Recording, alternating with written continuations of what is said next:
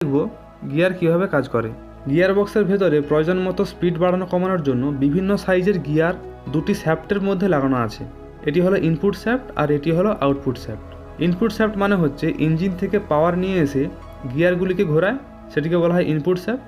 আর output shaft মানে হচ্ছে যেই শ্যাফটের সাহায্যে গিয়ার বক্সের পাওয়ার চাকা পর্যন্ত পাঠানো হয় তাকে বলা হয় আউটপুট শ্যাফট। এই গিয়ার লিভারটি যুক্ত আছে শিফটার শ্যাফটের সঙ্গে, আর এই শিফটার শ্যাফটের অপর প্রান্তে লাগানো আছে র্যাক মেকানিজম, যেমনটি অ্যানিমেশনে দেখতে পাচ্ছেন।